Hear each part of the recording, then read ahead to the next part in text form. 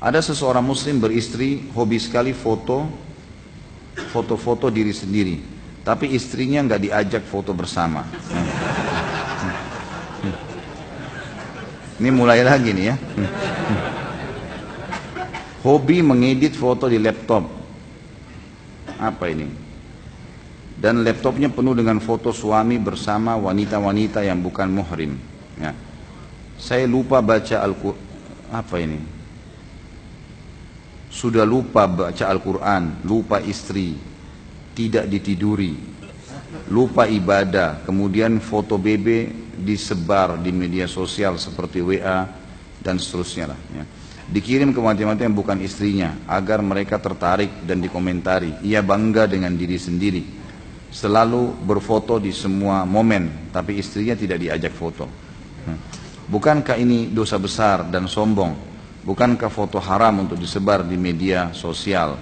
Apakah benar orang yang suka foto diri dan mengedit foto akan disuruh tiupkan ruh kepada foto tersebut di hari kiamat dan dilempar ke dalam api neraka? Pertama gini, masalah foto, hukum foto sendiri itu khilaf di antara ulama, boleh atau tidak. Di sini kembali kepada tujuan foto itu sendiri. Kalau dia tujuannya foto untuk memamer auratnya, gitu kan, untuk melakukan kemaksiatan, ini haram mutlak, mutlak. Seperti orang yang pasang-pasang untuk iklan, untuk macam-macam, itu haram, nggak bisa.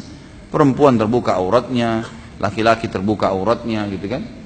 Bahkan saya kaget di salah satu jalan kita di Jakarta ada iklan, saya nggak tahu kok bisa diizinkan tuh iklan pakaian dalam laki-laki dan dia kelihatan sekali gitu, kesannya kayak memamerkan celana dalam itu.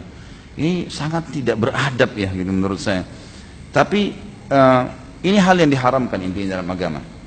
Kalau orang foto misalnya, dia foto momen, dia lagi kebetulan lagi jalan ke sebuah tempat di luar negeri atau di dalam sebuah tempat atau ada masjid atau ada tempat yang dianggap memang dia butuh untuk menyampaikan ini informasi kepada istri nanti di rumah atau istri kepada suaminya, hanya dia, anak-anaknya misalnya, kemudian diperlihatkan ini loh, bukan untuk dipajang, maka itu masih boleh saja, tidak ada masalah.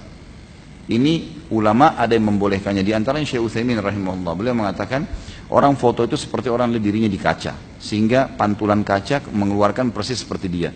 Beda dengan lukisan, lukisan hanya menerkah. Kalau foto persis seperti dia, bajunya seperti dia, bajunya juga seperti dia persis. Maka beliau mengatakan boleh, tapi tetap disepakati oleh para ulama kalau untuk memamer aurat atau kemaksiatan diharamkan. Ini dulu berhubungan dengan masalah hukum foto. Masalah kasus suami foto tidak aja istri, istri foto tidak aja suami, ini hak masing-masing. Ya, susah kalau setiap kali suaminya mau foto harus panggil istrinya. Kalau istrinya lagi di Surabaya, suaminya di Jakarta, masa beli tiket pesawat, kan tidak mungkin. Atau terbalik, istrinya lagi mau foto dengan ibunya, kemudian suaminya harus hadir. Ini sulit ini, jangan dipersulit, nggak perlu. Jadi tidak harus selamanya ajak pasangan, gitu kan? Tapi kalau foto bersama, ini kalau pendapat Syekh Utsaimin rahimahullah tadi masih boleh, tapi dia tidak pajang, dia simpan untuk kebutuhan dia. Misal seorang suami pada saat dia keluar negeri, dia rindu sama istri, dia lihat foto istrinya, dia lihat foto anaknya, tidak ada yang larang masalah ini. Setahu saya Allah tidak dilarang, asal dia tidak memajangnya, dia tidak memperlihatkan kepada teman-temannya, ini loh foto pasangan saya misalnya, nggak perlu gitu kan. Tapi mungkin dia perlihatkan, ada yang tanya, gurunya tanya, foto anaknya di mana? Ini foto anak saya masih kecil, si fulan namanya, doakan ya misalnya. Sama saja dengan anaknya dibawa langsung misalnya, kan gitu. Jadi ini semua hal-hal yang masih boleh, tidak ada masalah. Tapi jangan dipaksain untuk selalu sama-sama. Tinggal masalah hukum, bagaimana kalau mengirim foto untuk lawan jenis yang bukan mahram. Dan ini bahasanya bukan mahram, bukan muhrim. Muhrim ini orang pakai baju ihram, gitu. Muhrim. Kalau yang tidak boleh dinikahi, mahram, diganti u-nya jadi a, gitu ya. Mahram ini, ya kalau mengirim foto dengan yang bukan mahram tergantung. Kita lihat dulu, apa tujuannya. Misal ada seseorang mau menikah, kemudian dia harus memberikan biodata kepada calon yang akan dia menikah dengannya. Kebetulan tempatnya berjauhan, dia harus memberikan ini foto saya, ini biodata saya. Allahu a'lam, yang saya tahu, yang saya konsultasikan dengan beberapa ulama, ini tidak ada masalah. Karena memang keadaannya sekarang sudah ada teknologi, gitu kan. Maka boleh, niatnya untuk itu. Niatnya untuk itu. Atau misal ada pendaftaran sebuah kampus jarak jauh, butuh formulir diisi dengan foto, dikirimlah foto tersebut. Tidak ada sesuatu yang melanggar di situ, gitu kan? Sementara di sini yang melihat tadi kalau dia mau menikah adalah lawan jenis, bukan mahramnya. Tapi ada sasaran pernikahan secara syar'i dibolehkan, gitu kan? Hanya sebatas itu, dan itu pun tidak boleh ada pelanggaran. Jadi jangan kirim foto yang terbuka aurat misalnya.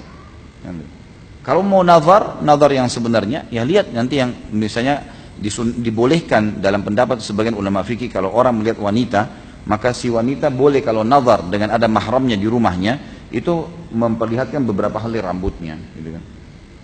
Dengan tetap ada kudung misalnya. Kalau niatnya memang sudah nazar untuk nikah, gitu kan, itu boleh. Tetapi tidak boleh mengirim foto yang tidak tutup aurat misalnya, kan itu. Ini kalau seandainya mau nikah. Tapi kalau selain ini niatnya, memang untuk tadi misalnya dikomentari, supaya dikatakan ini ganteng lah atau ini cantik lah, ini semua tidak boleh secara syar'i, tidak boleh, haram agamanya. Ini poin sendiri lagi, gitu kan? Jadi perilaku suaminya ibu, semoga Allah berikan hidayah, salah kalau di sini.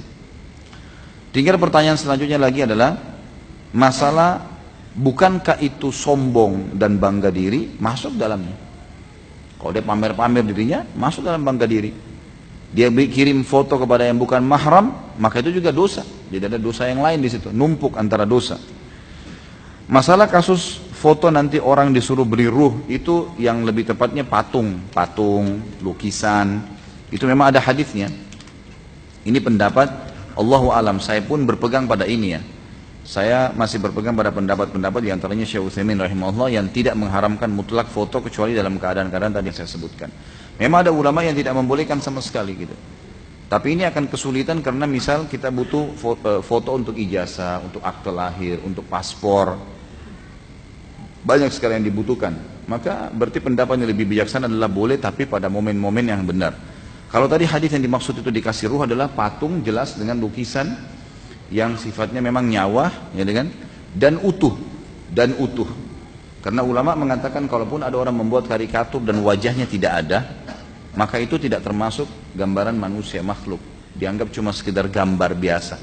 Wajahnya bulat misalnya, cuma dibuat gambaran ini loh manusia, gitu kan? Ini loh seperti ini gambaran buaya misalnya, cuma gambar sepintas tidak ada wajah. Cuma seperti itu. Walaupun sebenarnya lebih tepat sekarang kita harus tinggalkan aja. Kita lebih baik menggunakan foto asli. Ini loh foto. Ini buaya yang ini dalam pendidikan. Ini loh kuda itu yang ini, singa itu yang ini, kan sudah bisa langsung bisa cuplikan gambar bergerak ataupun foto asli itu lebih tepat.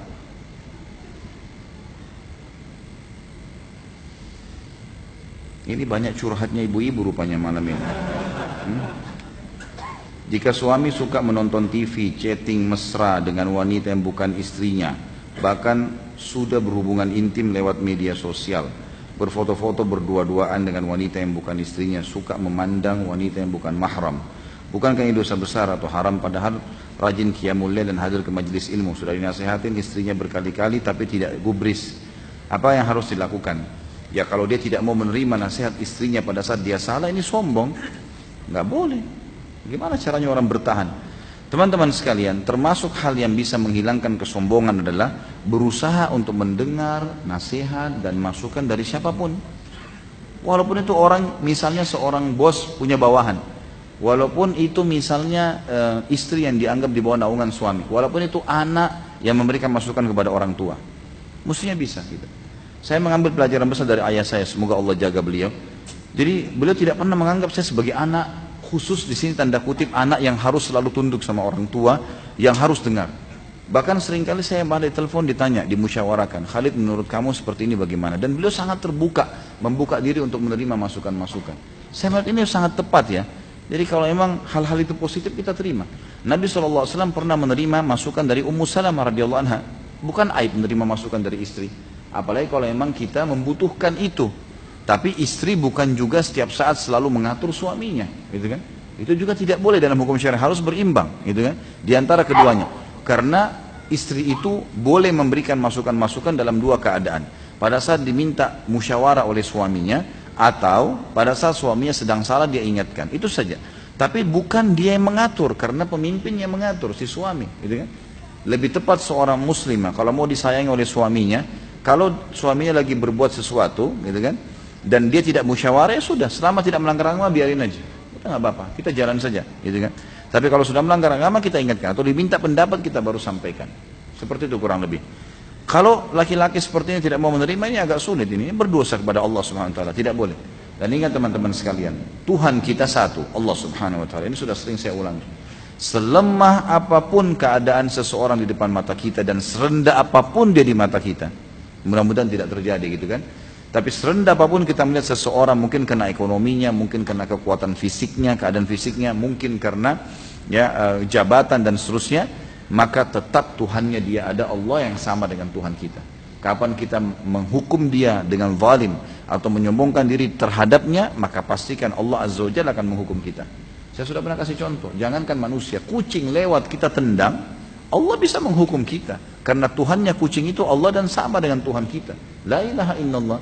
Kucing lari tidak bisa melawan, tapi satu waktu kita jalan keseleo, Allah biarkan sakit 2 minggu gara-gara ketendang kucing yang kurang dari berapa detik, kurang dari 1 menit tadi. Jadi harus hati-hati. Seorang suami bisa sombong dari istrinya karena menganggap dialah pemimpin di rumah misalnya. Tapi dia lupa kalau ada Allah Azza wa Jalla. Bahaya ini, gitu kan? Ini Allah SWT akan menghukum dia. Begitu pula dengan atasan, begitu pula dengan yang lainnya. Allahu a'lam. Saran saya adalah ibu doakan, nasihatin, tidak usah putus asa, tapi dengan cara yang santun, gitu kan. Tadi Ustaz mengatakan bahwa Abdullah bin Mubarak memiliki sifat lemah lembut. Bagaimana suami yang kasar, keras, kepala dan sombong tidak mau mengalah kepada istri terhadap apapun? Ini betul-betul curhat ibu-ibu malam ini. Kesempatan nih, karena bahasanya sombong. Bagaimana suami yang kasar, keras kepala dan sombong tidak mau mengalah kepada istri terhadap apapun dan tidak bisa berlemah lembut terhadap istri? Sombong tidak mau menerima nasihat istri tentang kebenaran yang didapat dari istri karena ikut kajian sunnah, berkata-kata kasar dan selalu maunya menang sendiri. Apa yang harus dilakukan istri terhadap suami? Ibu harus lihat dulu yang dinilai menang sendiri ini seperti apa. Karena suami itu memang pemimpin, memang dia penentu keputusan. Untuk apa teman-teman sekalian kita pilih presiden satu? Presiden itu untuk apa? Raja untuk apa? Ketua yayasan untuk apa? Kepala sekolah untuk apa? Kenapa harus ada pemimpin satu orang? Dialah penentu keputusan final. Semua di sekitarnya boleh kasih masukan, tapi dia menentukan perang atau tidak, keluar atau tidak. Kenapa kita kalau safar 3 orang kata Nabi SAW, 2 orang malah. Jangan kalian safar 2 atau 3 orang kecuali sudah menunjuk salah satu jadi pemimpin. Berhenti pada saat dia berhenti, makan pada saat dia makan, jalan pada saat dia jalan. Gitu kan? Memang sudah begitu, saking pentingnya dalam Islam. Itulah fungsi, dan dalam rumah tangga suami pemimpin.